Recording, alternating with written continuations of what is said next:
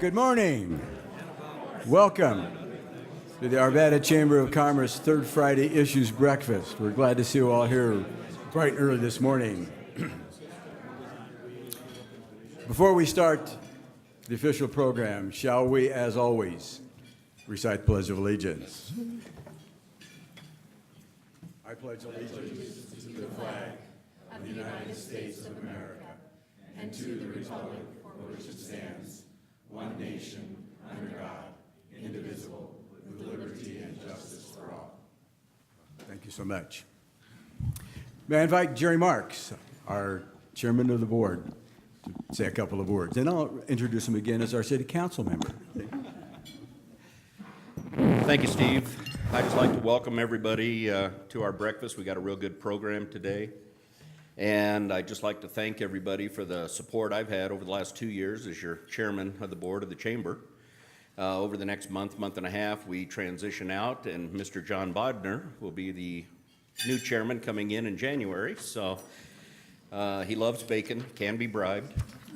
But anyway, I just want to welcome everybody, and thanks for your support and the support that I and the board have had over the last couple of years. So thank you. Thank you, Jerry. Great 2 years of service. May I introduce to you who we have with us this morning. Mark Williams, our mayor, who you'll see again as part of the program. From City Council, Bob Dyer. Bob. Mark McGough.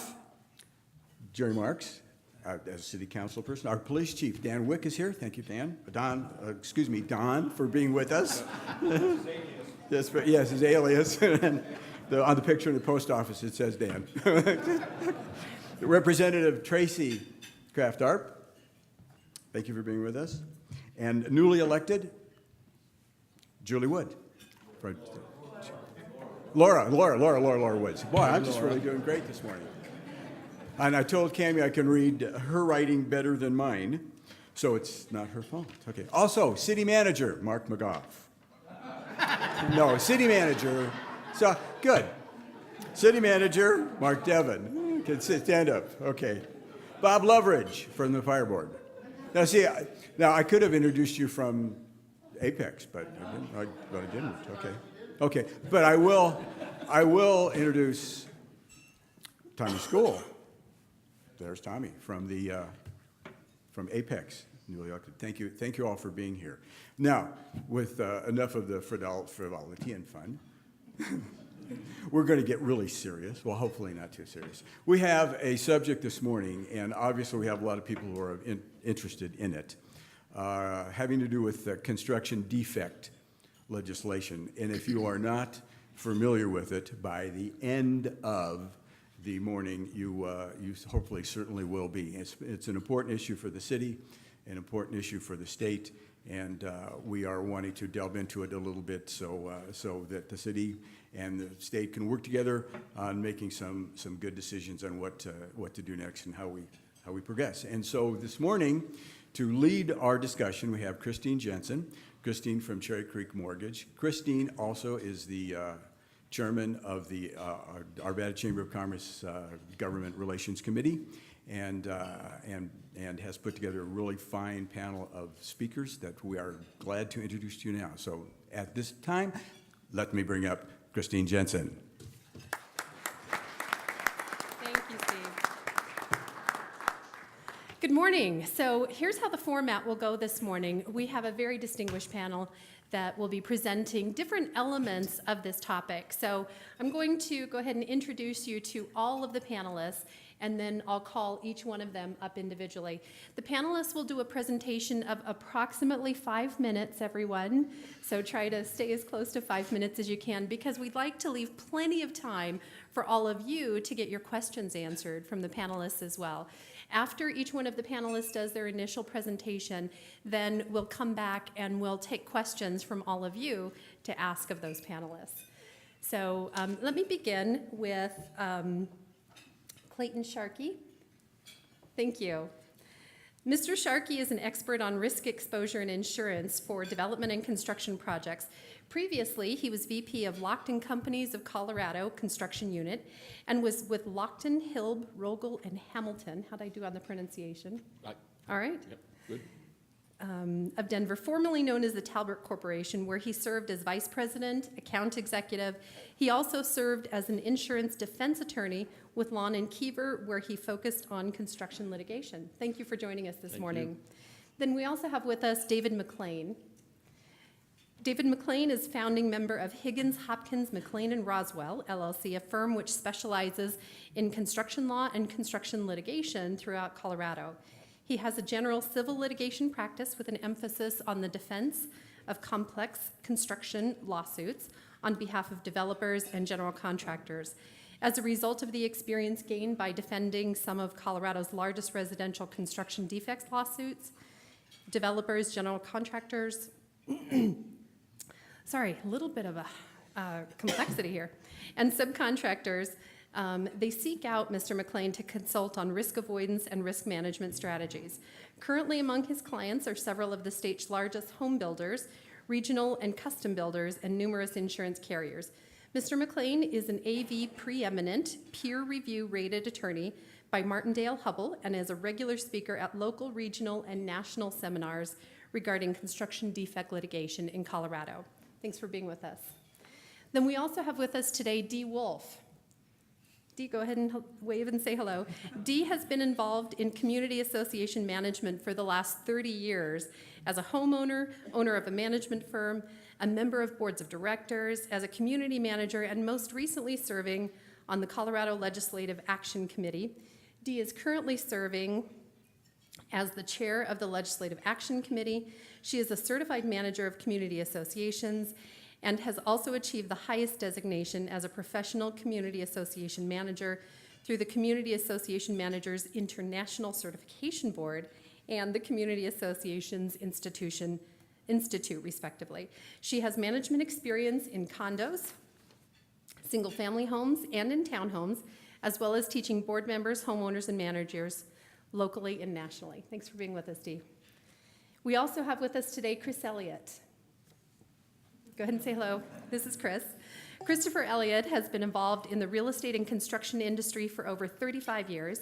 He began his career through an association with the law firm of Hawley, Albertson, and Polk in Golden, Colorado. Concentrating his efforts on land development matters for construction defects, Elliott brought a unique non-lawyer perspective to such matters. His focus has been on residential development all along the Front Range from Cheyenne to Colorado Springs, active in both production and custom communities.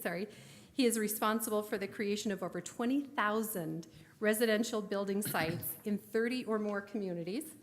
He received a BA in political science, a BS in political management, a master's in urban and regional planning from the University of Colorado. Locally, participant largely responsible for some of the development in Light and Rock, yes? And a graduate of Arvada West. Welcome.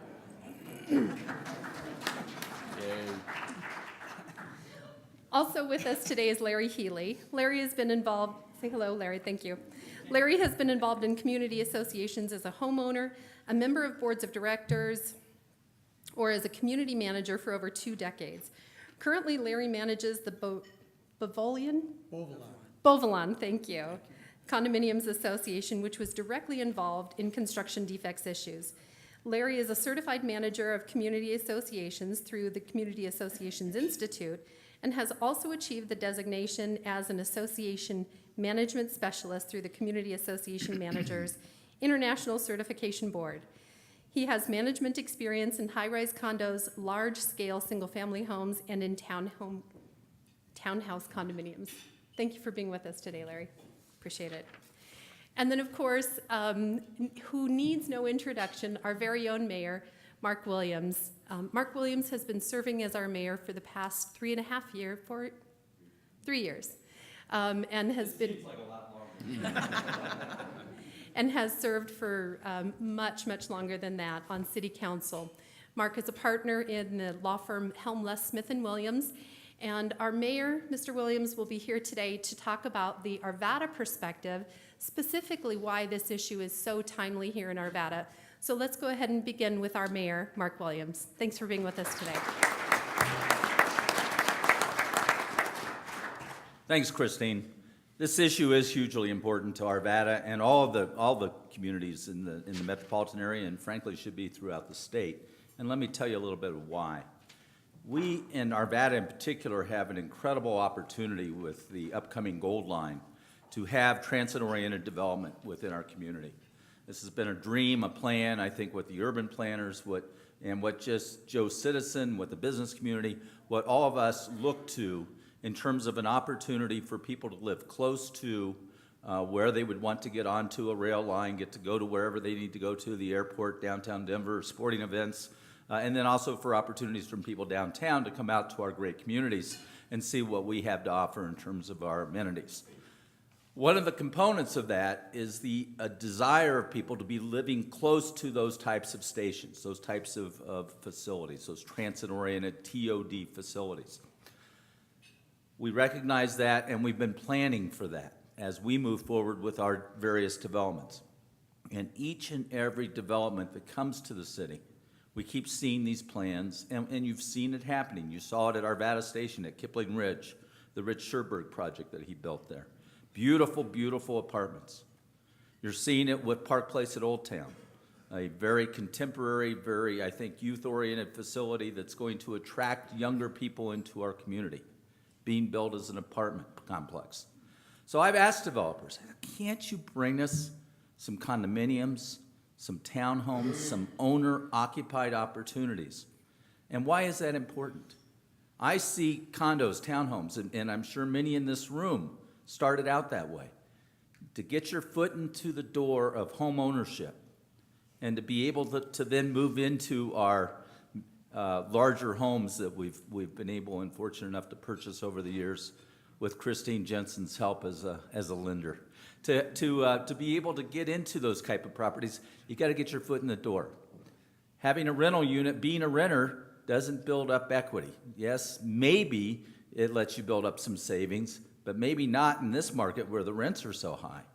So you've got a scenario where, you want to be able to get in the door, be able to buy that small condo townhome, and then down the road sell it or keep it as a rental to rent to somebody else, and then have some income from it to be able to get into another property. That step is missing in Arvada right now. I've talked to developers, I've talked to builders, I've literally said, come on, please, will you build us owner-occupied multifamily housing? And they say no. Well, why not? It seems like there's got to be a demand, there's got to be a need. Oh yes, the demand is there. I saw on the news this morning that because of this current climate, and these experts will talk to you about what that climate is and why it is what it is, because of that climate, the prices are skyrocketing on these owner-occupied multifamily housing units. But in Arvada and in other communities throughout the metro area, they're not getting built now, and there's some reasons for that. And these experts will give you their opinions, both pro and con, on that issue. But that's what the issue is. We see an opportunity because of the Gold Line. We see an opportunity because of the younger demographics moving into our community as to why we want to have first-time home ownership opportunities in the multifamily type of properties. So I'm anxious to hear what these folks have to say as to what they think are the issues. Let me tell you what Arvada is going to do. We've tried. I testified last year at the legislature, got ripped into a little bit by those who felt that the Metro Mayor's Caucus was taking a position that was not in favor of what they thought the position should be. The Metro Mayor's Caucus certainly has been advocating for some changes in the law to try to level the playing field. And so that bill, the last 2 years, did not come to fruition down at the legislature to try to move the pendulum some. Communities are taking this matter into their own hands. Lakewood has passed an ordinance. Parker did what's called a plat note to try to address the issue. I can tell you that my hope is that the legislature will address this issue this year. It potentially is an issue of statewide concern, but if the legislature won't act, cities We'll do what Lakewood has done, what Parker has done, and what Arvada's getting ready to do in terms of having workshops and study sessions to look at this issue, to find out if there's a local solution that will work to at least make it feasible to build these types of facilities within our community, because we think it's that important. I would prefer that the legislature deal with it. If they won't, we will. Thank you.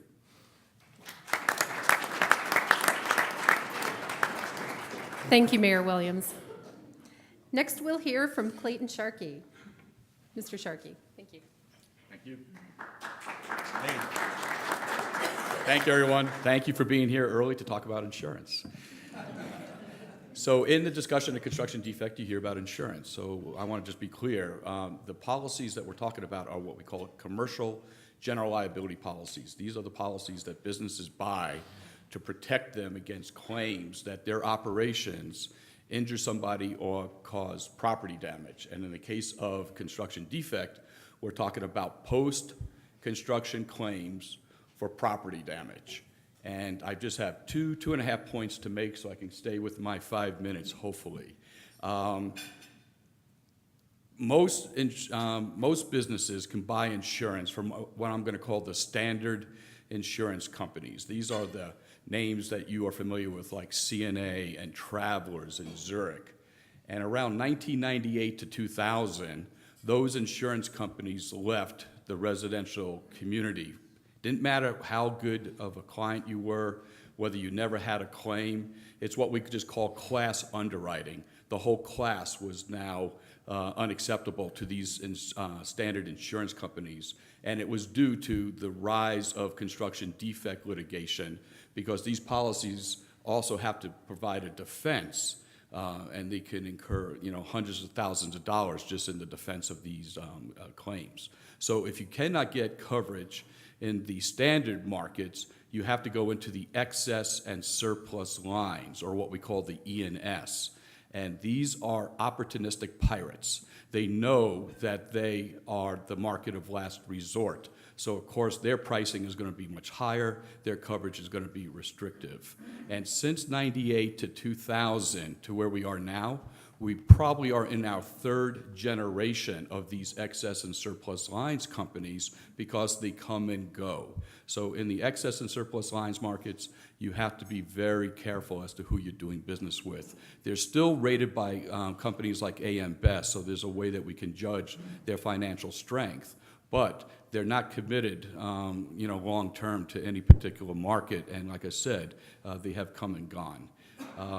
So that was a big change for the residential community, to go from the standard market to the excess and surplus lines. Recently, here's the second big change. You hear a lot about wrap-ups. What the heck is a wrap-up? Well, most businesses can buy their liability coverage on an annual renewable basis, but that option is now taken away from residential developers and contractors. Insurance companies, because construction defect claims are usually latent, hidden, continuous, progressive, we don't know exactly what the data loss is going to be, like a slip and fall. So many of these annual renewable policies could be in play, and therefore multiple limits or multiple million-dollar limits may be having to be called upon, and insurance companies, they go nuts over that. So over the last couple of years, they said, listen, if you want to insure a residential project, a for-sale project in Colorado, developers must buy a wrap-up covering themselves, the general contractor, and all the subcontractors. So that's a big change, because in the past, every one of those participants to a project would be able to bring their own annual renewable policy to the project. And there were a lot of limits that were, possibly in play at that time. Now the residential developer has to go and at the beginning of the project select policy limits that are adequate to cover all those parties. In the standard market, going back to the good old days, those defense costs that I talked about to defend the policyholder, they were outside the policy limits or did not erode the limits. In the excess and surplus lines market with these wrap-ups, the cost to defend the policyholder holders, everybody, do erode those policy limits. So if you go get a policy, a wrap-up, let's say it's a $10 million project, maybe you get $5 million in limits, the costs to hire David and the experts are going to erode those limits. So those are some major fundamental changes in the way insurance companies have insured these type of projects. They are expensive. 2.5% to 3.5% of construction costs is what a wood frame multifamily project goes for. And remember I told you they are opportunistic? They want all that money up front, usually within 20 days. Whereas most of us, we pay, quarterly or, monthly on our insurance, not in the excess and surplus lines market. So 2.5% to 3.5% is what these projects are costing. And the final note is that these underwriters, it's not just a business transaction. They want to make sure that the developers are looking at potential construction defect. They're looking closely at soils reports. They're making sure that the soils engineer and the structural engineer are on the same page as to what the foundations are going to be. They're requiring plan review of architectural plans with field drawings because they want to make sure that there's no disconnect as to how they want these things built. They are requiring that the developer hire a third-party observation firm to take a look at the project while it's being constructed. So the insurance industry is very keen, aware about the construction defect. We're down to 6 insurance companies that are currently providing these wrap-ups. And the last thing, apartments. For the last 2 years now, the definition of residential, what's excluded under these annual policies, from the standard markets, have now included apartments. So if somebody came to me and said, Clay, I want to buy an apartment, build an apartment project, it's going to be the same wrap-up, but the cost is not as much as for sale. It's down to about 1%. So it's usually 3 times the amount for sale. So anyway, thank you. I think I stayed within my 5 minutes. Thank you, Mr. Sharkey. Next, we'll hear from David McLean. Mr. McLean.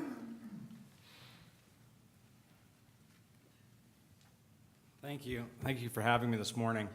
Obviously, among my clients are home builders, the people who have in the past built multifamily houses in Colorado and no longer do. And we're seeing more and more builders who will build condos and townhomes in every market, in every state where they operate, but they will not build in Colorado. I think this issue came to a head, as Mayor Williams alluded to, a few years ago when all these opportunities for the transit-oriented development came up as the lines were being put in and people submitting projects to various cities.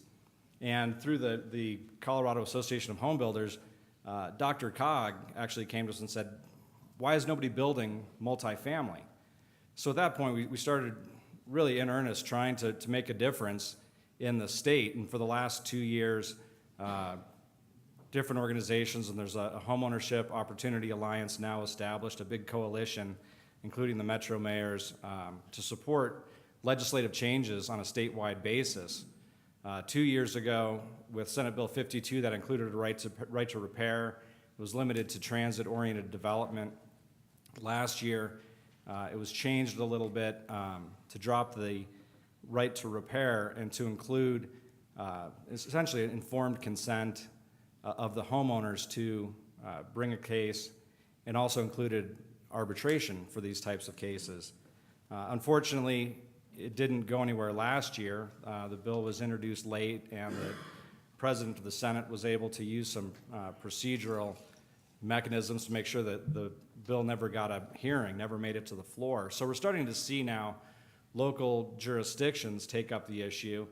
Obviously, Lakewood's been a high-profile leader in that arena. And I just want to touch on some of the efforts now underway, either in Lakewood or being considered on a statewide level to address the issue. And the first of those has to do with informed consent. Right now, I think the majority of the construction defect litigation you see is in the multifamily world, either be condominiums or townhomes. And the reason why that is it's an easy way for plaintiffs' attorneys to aggregate claims. Instead of going out and signing up 200 homeowners as clients, all they need to do is go to the board, convince the board, hey, you have the right and the obligation to sue on behalf of everybody here.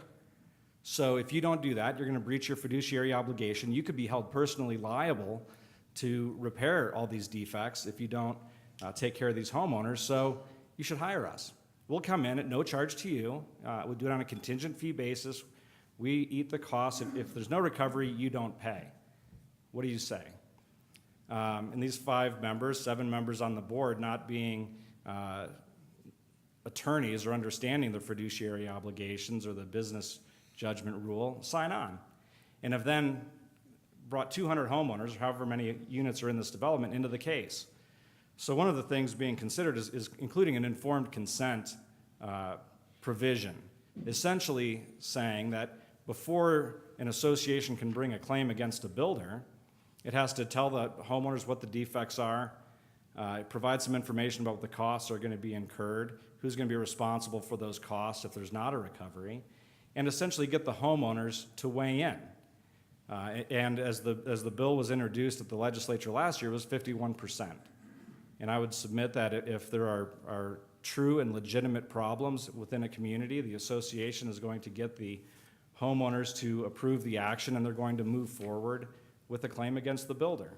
But it also gives the homeowners the opportunity to have a say in what's going on with their property. We hear the argument a lot that this is the largest investment that these people may have ever made. It may be the largest investment they ever make. And that's true. And for that reason, the decision about whether to be rolled into a lawsuit ought to be theirs, not the 5 people on the board being talked into it by the plaintiff's attorney.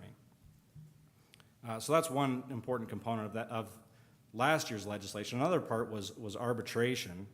And we get the pushback or the argument from the other side a lot that builders are essentially trying to take away the homeowners' rights to a jury trial. And while arbitration does have that effect, I will state that Colorado case law is ripe with cases where the appellate courts have made abundantly clear that arbitration is the favored means of dispute resolution in the state. The Colorado state statutes say the same thing. If you look at the Common Interest Ownership Act, the state statute that gives rise to associations and the ability to govern associations, Kiowa says that arbitration is the favored means of dispute resolution. Last year at the legislature, we took a look at some of the contracts between the plaintiff's attorney and the association. Not surprisingly, those have arbitration provisions. I think most of the pushback with respect to arbitration is not that it's more expensive or that it takes a longer time. I think what arbitration does is takes away the chance of having a runaway jury verdict. And that's what the plaintiff's attorneys are really interested in, getting this runaway verdict that's not reasonable. And through our experience, the arbitration provides a more reasonable result and one that you can predict more accurately than what a jury might do. Finally, Lakewood took it one step further. Those were the 2 parts of last year's legislation. Lakewood took it one step further and included an actual right to repair prior to any suit, giving the builder the opportunity to come in and actually make repairs. We heard the argument there that why would you want the person who messed up your house in the first place to be able to come out and fix it? And in response to that, I think the answer is that's what you bargained for when you bought the house. Most people, when they buy a new home, are very interested in the warranty provided by the builder. They want an assurance from the builder that if anything goes wrong, you're going to be here to fix it. So the right to repair concept as adopted in Lakewood really put into the ordinance the ability to do that. So this was the agreement when we made when I sold you the house, that if something goes wrong, I get the chance to fix it. You want me to do that? And now in Lakewood, builders have the right to do that. Am I out of time yet? Yes. I'm out of time. Thank you.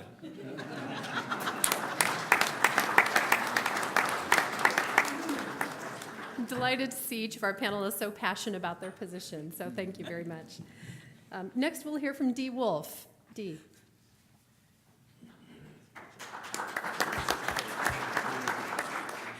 Thank you, everyone. I appreciate the invitation to be here and this opportunity to speak to you a little bit about our passion, which is the homeowner association side of this issue. We appreciate the opportunity to let you know how we feel about this with regard to recent events. The Senate Bill 220 that Mr. McLean was just talking about, and the Parker and Lakewood ordinances do have an impact. We believe that those ordinances, in the case of the two cities, violate home rule, and we have an opinion with that regard that believes it does violate home rule, and that this is a state issue and needs to be dealt with at the state level. So I agree with the panel members that say we need to deal with this at the state level and we need to move forward with that. However, homeowners associations are not the issue here. It's quality of construction that is the issue. There wouldn't be litigation if the construction was handled appropriately. And resolution of the issues that face homeowners who are buying that first-time homeowner. And we realize and understand that there are issues revolving around that. As we talked about earlier with regard to insurance issues, because you can't file a claim on something that you don't know is there. And so there are some built-in issues that face us every day with regard to that particular piece of it. However, the cost of repairs to the homeowner is also a piece of it. If they can't vote because they can't get a quorum for a meeting because the procedures that were put together in Senate Bill 220 and in the two ordinances promote a 51% participation at a minimum in some instances. When you have a 30,000 unit community such as Highlands Ranch, which is a homeowners association, and you're required to have 51% of those people be in person at a meeting, that's a virtual impossibility because the way these ordinances and the law were written require that proxies not be used. And proxies are a vital asset to even be able to call a meeting to order in the cases of homeowners associations. Same thing would be true with a timeshare, where you have 50 people who own a fractional ownership in one unit, and you have a 100-unit condominium association somewhere in Summit County. If you can't get all of those fractional owners in person, flying in from wherever all over the world that they might be, it represents a problem to those homeowners who are then at the end of this and the vote is taken and there's not enough votes to approve litigation, if that is what it has come to, unfortunately, then you have homeowners who are now paying for the repairs of those defects in special assessments, having to go out and borrow money from homeowners or from banks, and who are also having increased association dues as a result of that. So it's not a win-win situation across the board. What we would like to propose to all of you is to seriously look at something that is a reasonable fairness to both sides that are involved in the purchase of a new home, whether that is the declarant and the builder or any of their affiliates who are building these homes, or it's the first-time homeowner, or it's the returning homeowner buying into and downsizing in the case of a condominium association. That's critical to have something that they don't have to have out-of-pocket expenses to themselves with regard to making a repair because stucco wasn't installed properly, or the sizes of the 2x4s that were supposed to be in the framing were not really supposed to be 2x4s, they were supposed to be 2x10s. That's a true scenario I just gave you. So there are some instances where there are things that are wrong that need to be fixed. So we would ask you to look at this from a reasonable fairness, a reasonable voice, that both sides win in this situation. And in the circumstances where you end up having to go to litigation, that we look at trying to resolve this before it gets in a courtroom, that we go to SIDARA, which is the current Colorado construction defects provisions in the statute, as well as Kiowa. I disagree with Mr. McLean because Kiowa very clearly states informed consent. And the citation in Kiowa very clearly states how homeowners are to be notified and that they can come and vote and that they can have a say in a decision that can be made about whether or not a homeowners association is going to enter into litigation. That's at the point where there needs to be some resolution before we actually step into that big hole that cost everybody money, insurance companies, homeowners associations, the individual homeowners. That's what we're looking for, is a reasonable resolution that takes care of the problem before we end up in a courtroom. And if we end up in a courtroom, that it's a fair and reasonable decision in how we got there. And sometimes arbitration works and sometimes mediation works, but sometimes they don't. And we don't believe that arbitration is the end-all, because sometimes arbitration focuses too much on pushing into resolution instead of coming together with a collaborative resolution. So again, we would ask that you take a look at both sides of this issue and ask us and anyone else who's involved in this process to resolve this before we get in a courtroom, but also to look at the state to resolve this and not on an individual city by city and county by county level. Appreciate your time, and I'm looking forward to answering any questions you may have. Thank you, Dee. Next, we'll hear from Larry Healy. Larry.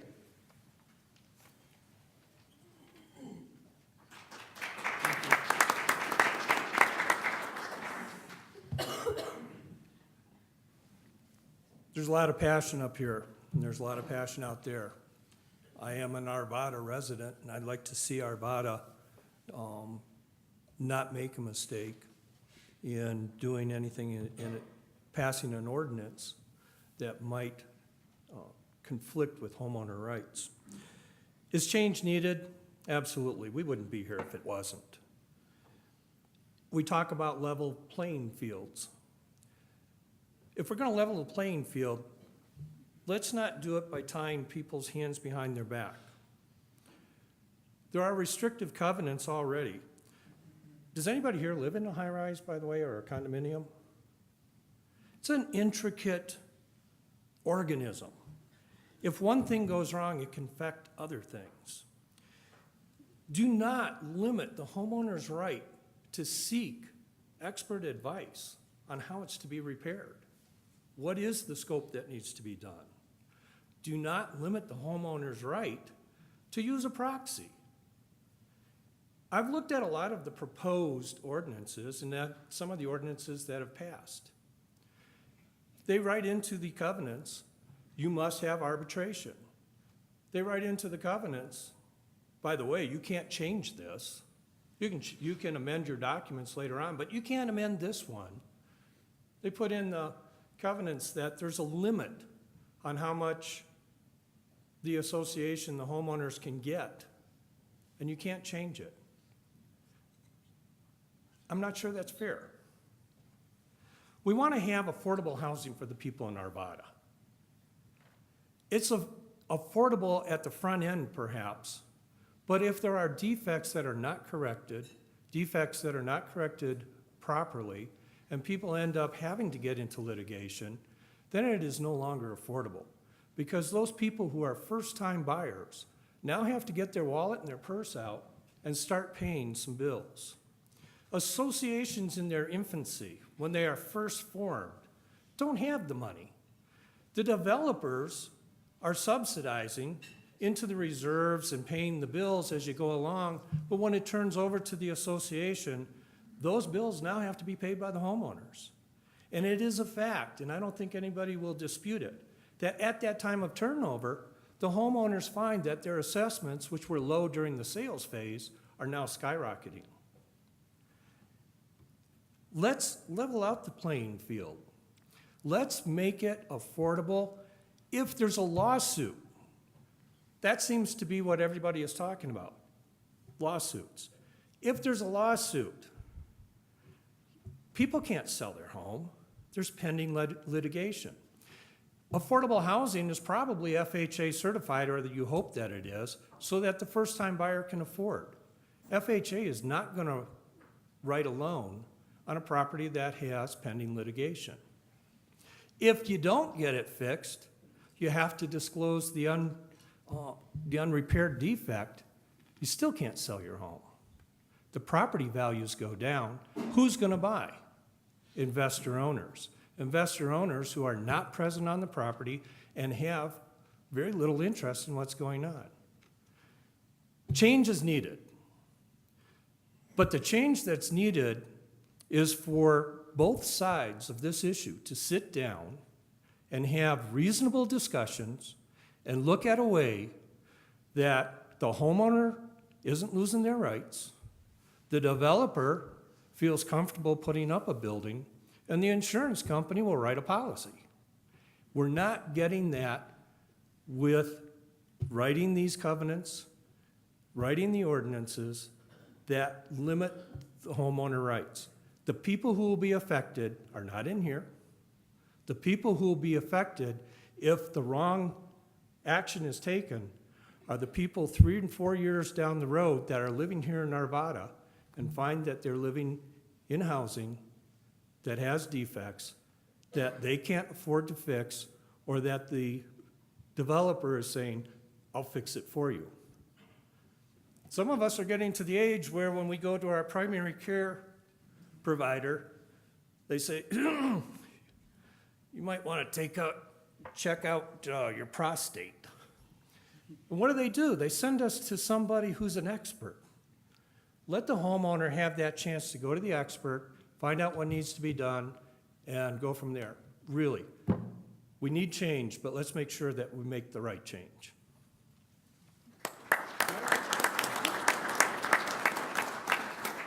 Thank you. And batting cleanup today, Chris Elliott from the Home Opportunity Alliance.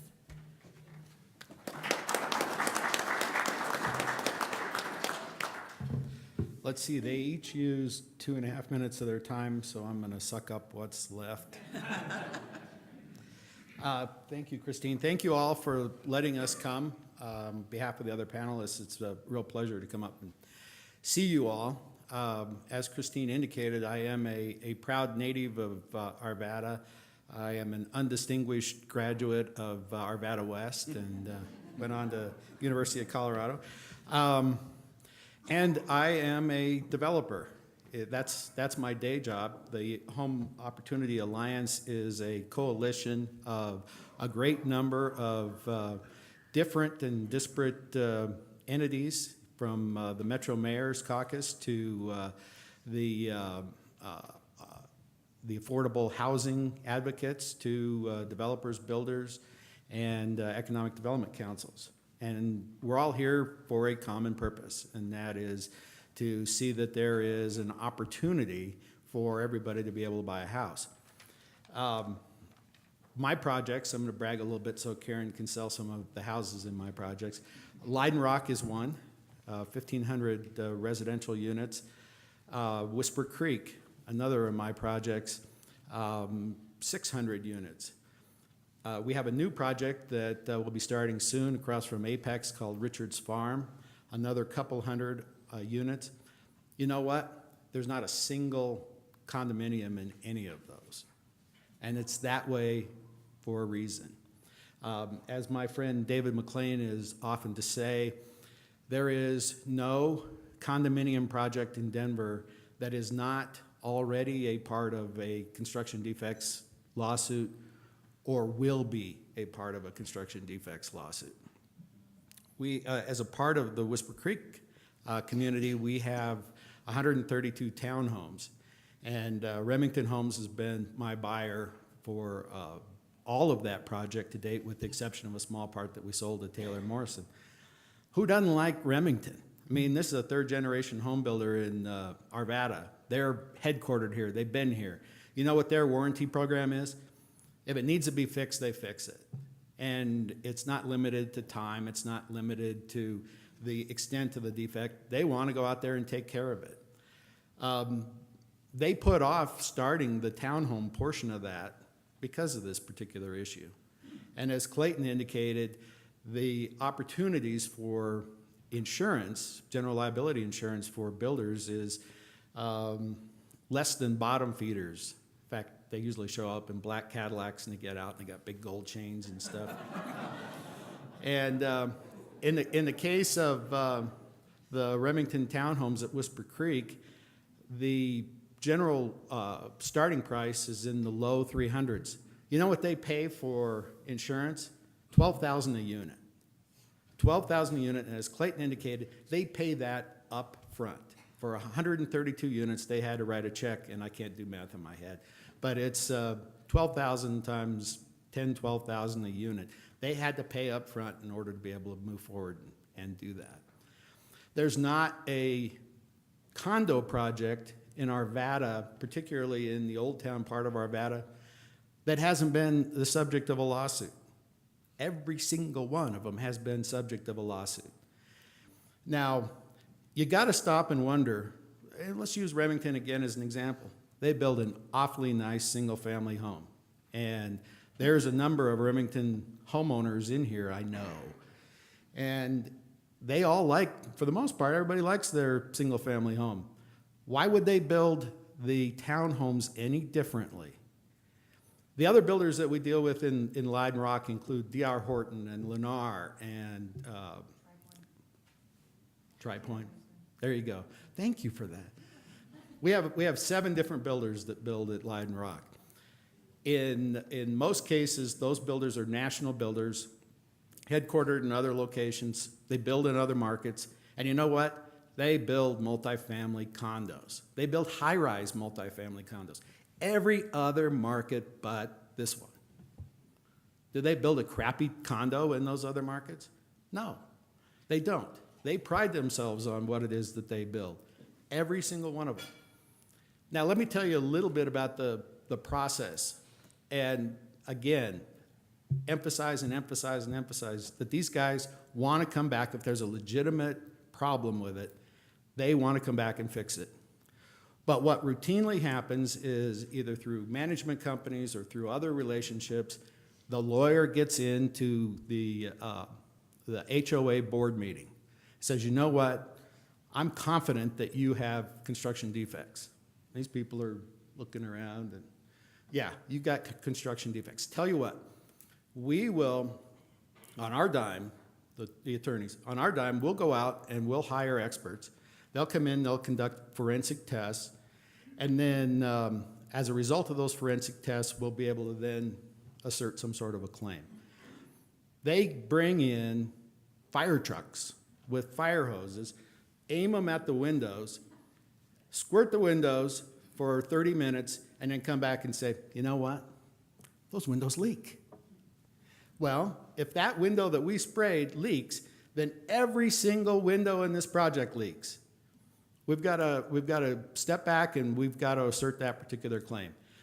Then, as Dee mentions, unfortunately, they go one step farther and they'll look at the drywall nails that are installed in the drywall. And you have one of those? No. Oh, my time up? Sorry. She has drywall. They assert that the nails aren't installed at the proper nail separation, and that in and of itself is a defect as well. Those are the kinds of things that we're forced to deal with. Lastly, we're seeing a real sea change in development in terms of what builders are willing to do. Just this week, I met with Richmond Homes, who's interested in building in a project that we have. They want to build a townhouse, but they're not going to be attached. Kurt, love this. It's a 22-foot wide house, standalone house, 3 stories tall, separated by 6 feet from the adjacent one. It's a townhouse, but it's not attached. And the sole reason for doing that is to avoid this particular issue. Will they take care of it? Yeah, they will. But that's what we're faced with. Thank you very much. Thank you, Mr. Elliott. At this time, I'd like to go ahead and invite the mayor to come on up and join us with the panelists so that we can start taking some questions from our audience.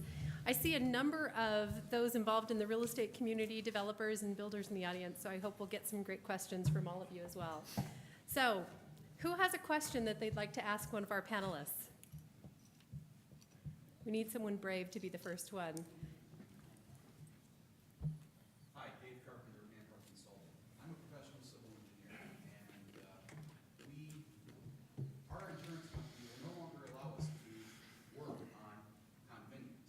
unfortunately, I think that the insurance industry is slow to react to anything.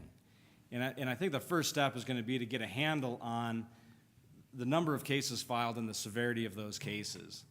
I mean, in terms of insurance products, we've seen other things in terms of projects where there's a specific wrap for the design professionals. But unfortunately, you know,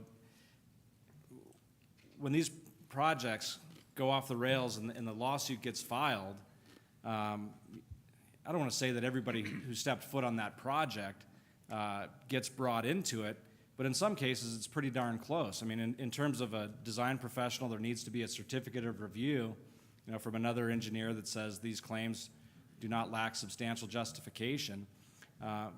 But as the developer or general counsel, you're looking at everybody who impacted that project, and if there's a criticism of that person's work, in some of those cases where it's an annual renewable program, they get dragged into it. So I think once there's a handle on the number of cases filed and the severity of those cases, that will reflect in time in the market. And then I'll leave it to the old guy on what to do until then. Yeah, I'll get you later. Great question. Of the 6 insurance companies that are doing residential wrap-ups, only one of them will put an endorsement on there to include an engineer, and civil would be okay. They wouldn't do the structural engineer. But unfortunately, the market that I'm talking about, remember I mentioned there are 6 and they're rated by AM Best Rating. This is at the bottom of the pack. So it's an A8 company. So, you know, take it for what it's worth. It's not the strongest financial company that will offer that endorsement to get you out of your bind right now. Yeah. Excellent, thank you. Next question. Mr. Dyer. I represent on the city council the western part of Hondo, and it's okay. Well, I think this goes back to the point made by Chris Elliott, that the quality of construction is no different between the single-family home you live in and the condominiums and townhomes being built. It's the same builders, it's the same trade subcontractors, and it's the same construction. The difference is that on the single-family home side, there's no incentive for the plaintiff's attorney to come knock on your door, because then they can represent you. If they go to the HOA and convince the board, they can represent 200 homes. And to the point of build it better, if there was just better quality construction, we wouldn't have these problems. I take exception to that because we've seen the letters from the plaintiff's attorneys when they make these disclosures to the homeowners. We've been hired. We're going to come out and investigate, and we are going to spend between $3,000 and $5,000 per unit in this community to investigate. And I will submit that if you take any single-family home in Arvada and you spend between $3,000 and $5,000, you're going to find technical code violations. And that's the standard for liability. It's not, is it something that's going to affect the performance? Is it a technical code violation? And if it is, then they automatically get a cost of repair. So with respect to the apartments being built that are going to be held as apartments through the statute of repose and then converted, I don't think there's anything inherently dangerous about that, because that likewise is the same quality of construction. It's just the builder taking proactive steps to protect itself from the predatory litigation. Great. Dee Wolf is also going to address this one. And I believe in what Mr. McLean is saying, that there is merit in some aspects of that, but this construction defect bill and the ordinances do not only affect condominium associations. They also affect single-family home communities. So it does have a broader picture than just the condominiums and apartments that are being converted past the statute of repose. It also affects any association that goes out and has a clubhouse and a swimming pool for their master planned community, and they add on a new construction, they add on a meeting room or a party room, or they replace the roof and the roof construction is done incorrectly. It affects that as well. It's not exclusive to new construction. So it has a broader impact on homeowners associations as well. And while we have our anecdotal stories of the things that have occurred to us as homeowners, I'm the president of my homeowners association, so I know what that's like to be on the other side of the table. So we have all of our anecdotal stories, and those are the things you're hearing about today and in other places that you've probably been to. But those are not always in the forefront. It's the everyday Joe Blow guy trying to buy a $120,000 condo, and there's only 20 homes in that condominium association, and it's going to cost $500,000 to repair. I personally managed an association in that circumstance, and the special assessment turned out to be $15,000 per household. I'm not saying that's the route to go. I'm going back to what I said in the beginning, a voice of reason, having some fundamental fairness for everybody involved in this process, instead of picking on, from my perspective, because that's who I represent, the homeowner association that's stuck in the middle of all of this. Thank you, Dee. Next question. Dan. Yeah, I think provide a unique perspective to this because I am an investigative civil engineer and I was on the inspection side for many years, and I've seen these defects. I've seen installation defects, manufacturer defects, and I've seen a lot. It's going to be 1/8 of an inch within that keyway. It's impossible. You can inspect every roof in the city and not find driving when it comes to this problem. Well, from my perspective is, let's not turn a construction defect in law or ordinance into a tort reform, because that's how this is coming across as looking to be. And I would say secondarily to that is that we try to resolve this before it ever gets to that step and into the litigation piece. So if that's some form of mediation or dispute resolution that works without taking away the rights of the homeowners. And for example, we already know that arbitration draws things out, and it does cost money, and I'm not saying not to use it. I'm saying let's come up with something realistic besides putting something in a declaration that says the developer, and only the developer, has the right to choose the arbiter, which is what this says. And what it boils down to is that that's also one of the provisions and declarations that Mr. Healy was talking about, that homeowners associations cannot amend under these provisions. We can't amend that provision out. The other piece that stalls all of that out is under the declarations, there's not a one that I'm aware of that doesn't exclude the developer declarant or any of their affiliates being allowed to continue to vote, because they actually own property within that community. They have a right to vote, but when they still own 50% of the community and there's a construction defect, which happens frequently, there's never going to be a chance for resolution to that. So we think that you have to take a look at something that allows arbitration to be fair or allows the amending process to function, because that declaration was written by the declarant and his attorney to insulate them and protect them. I understand that. That's how the world works. But after the declarant is no longer in control, the homeowners ought to have the right to have a say in the governance of their community for their most valuable asset, their home, whether it's an $80,000 condo or $1 million penthouse at the top of the Beauvalon. They ought to have the right to have a say in the governance. And these provisions, as presented right now, do not allow for that. So there has to be change. Thank you. It just has to come together with all of us talking and not being as rigid as we're being. Thank you, Dee. I'd like to add to that. It's quite well stated. My point is, the governing documents of an association, we're not going to give you a class on that, but you have the Articles of Incorporation and the Declaration and the bylaws and the rules and the regulations. And in the case of the building that I'm working in, that book is this thick. That's provided to a prospective purchaser when they put an offer in on the property.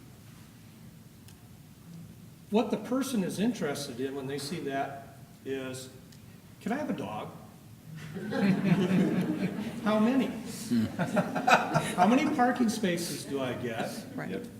And I'm not going to read this whole thing, but, cut to the chase and answer these questions for me.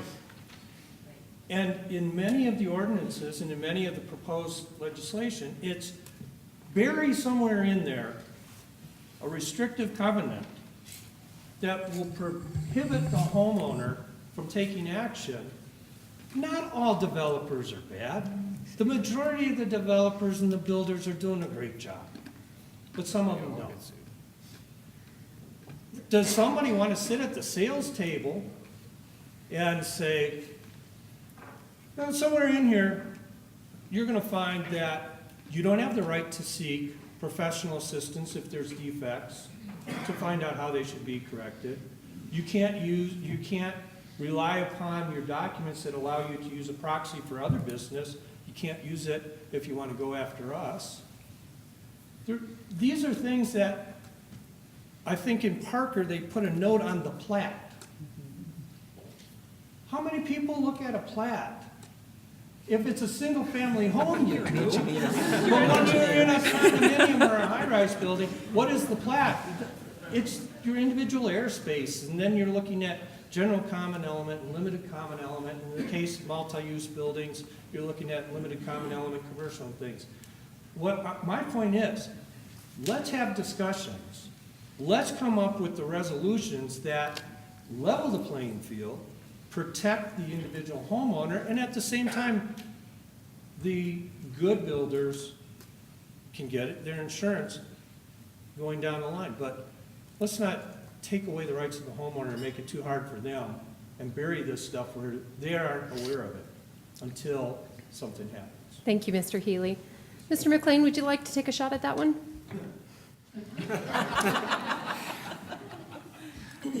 Getting back to the initial question of what a reasonable solution would be, I think that the way that Lakewood or the states has looked at it are very adequate and do level the playing field. I think we've heard of some examples, and I don't want to pretend that there aren't some overreaching provisions in some declarations we've seen, but the point that's not been made, and I think is very important, is that those overburdening provisions of declarations are not currently enforceable.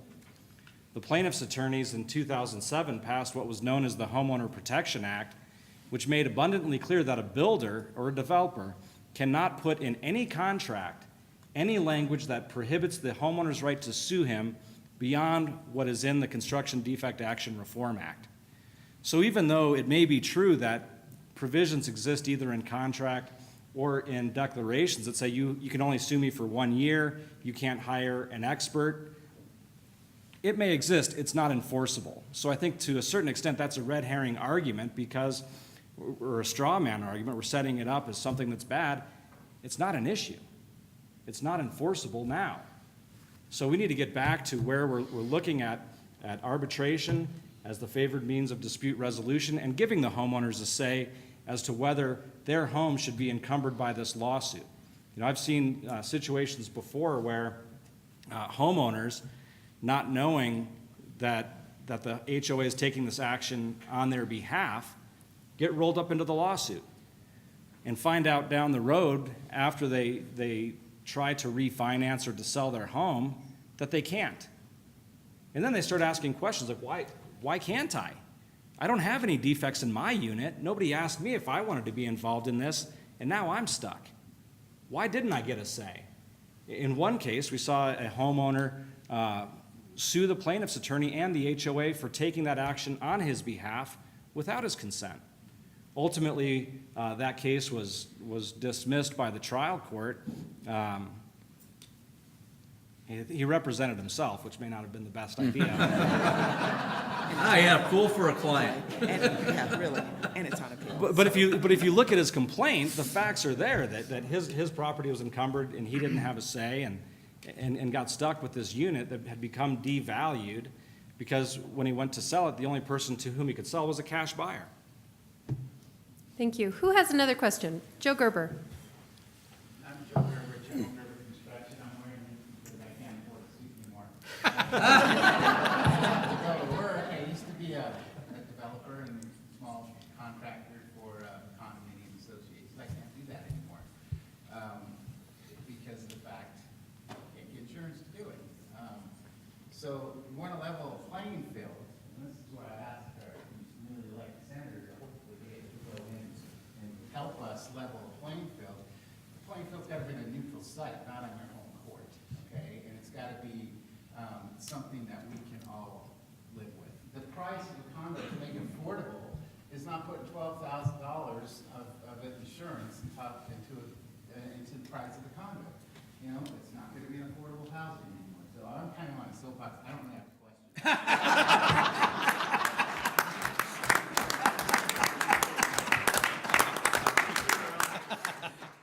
Let me see if I can help you turn that into a question, Joe. I did the math for you, Chris. It's a little over 1.5 million upfront for that developer trying to get the insurance. Can I just say one more thing? Yes, please. I mentioned that these excess and surplus lines, guys, are opportunistic. So let's say, Chris, that was a 3-year build-out, and, you know, you go out and buy that policy. Well, there's going to be provision in there that the policy premium is fully earned in 12 months. So if that project doesn't get built out 100%, they just left a lot of premium in the pockets of these insurance companies. That's right. So Chris, tell us, what do we say to a developer who would have loved to have built in Arvada, but now finds himself in this position? Well, as I often do at city council meetings, I look at the council members to see whether I got a majority to vote on. And I see a number of council people here, so I guess we could count them and see what the odds were of getting the right ordinance passed.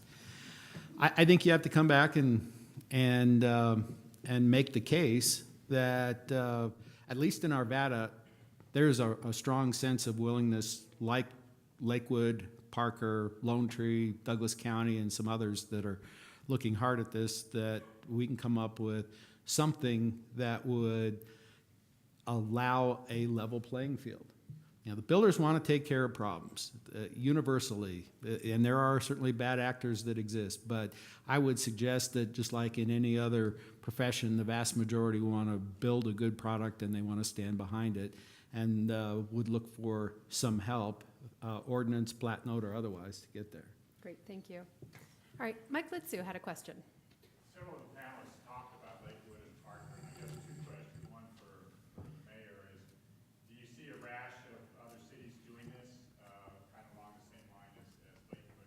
And then a question for the developer, Mr. Elliott, is, do you anticipate that developers or builders will go into cities when the state law has not been changed, or is there a risk of being challenged on that? Thanks. I think, I think D. Wolf's exactly right. We need to have the dialogue. I agree with D. It would be much better if this took place at the state level so we don't have to go through that legal battle of home rule city issues versus statewide concern. It would certainly be cleaner if we could do it that way. I appreciate Dee's comments in terms of we need to have the conversation. That conversation did not take place last year, and I blame the state Senate for that, from the perspective that they wouldn't allow the doggone thing to come to the table for discussion. And that's what needs to happen. And that's why the cities are getting engaged at the Metro Mayor Caucus level, because, frankly, we would prefer that the state address this issue. But if it's not going to happen there, it's going to happen at the municipal level.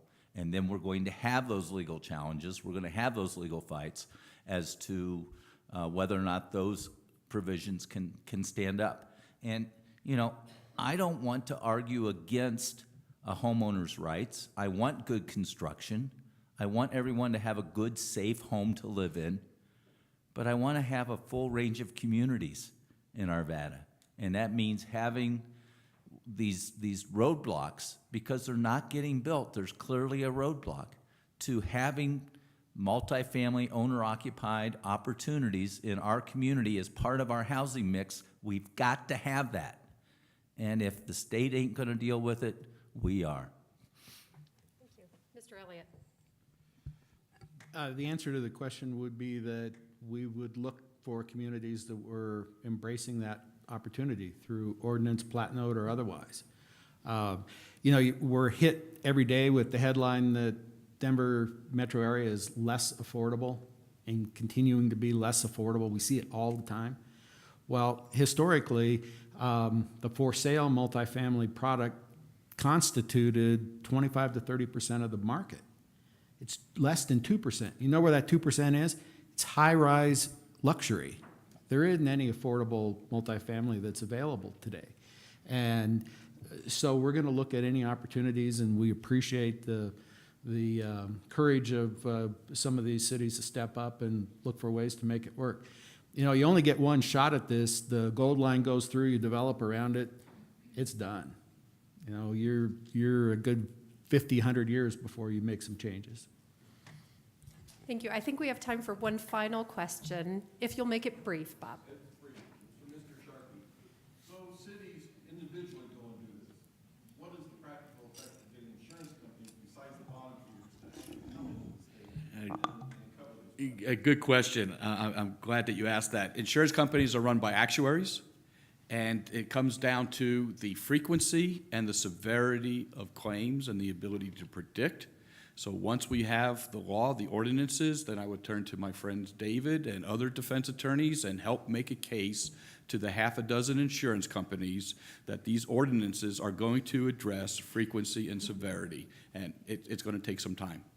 But I also applaud the leadership of communities like Arvada. Give me something to work with to deal with these insurance companies, please. Excellent. Well, let's thank all of the panelists for participating today.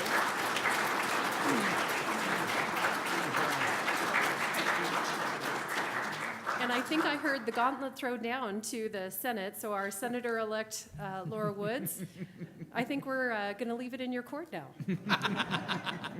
All right, no pressure, though. I can just tell you that this is on the radar of the Senate, and the Senate is now under Republican control. We do not have a trial lawyer as the president of the Senate, which is a good thing for this. And we're going to work on it. I know that we are, and I think we're going to work on it in conjunction, because there's a lot of sentiment in the House that lines up with what we're concerned about doing. So, Great, thank you. all your information. Thank you. At this point, I'll go ahead and bring Steve Kamens back up to wrap up our program. Thank you.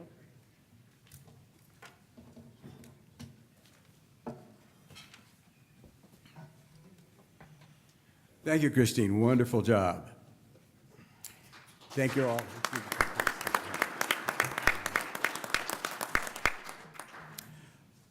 So we are at the end of the official program.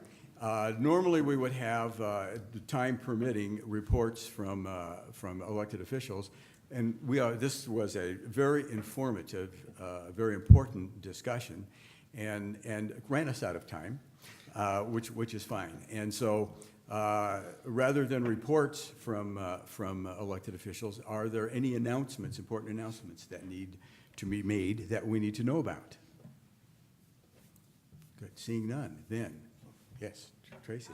Can we all just take a moment to welcome Lori Gillis to the city of Arvada? I think that we are honored and privileged that she chose to come here and share her expertise with us. Oh, great, thank you very much.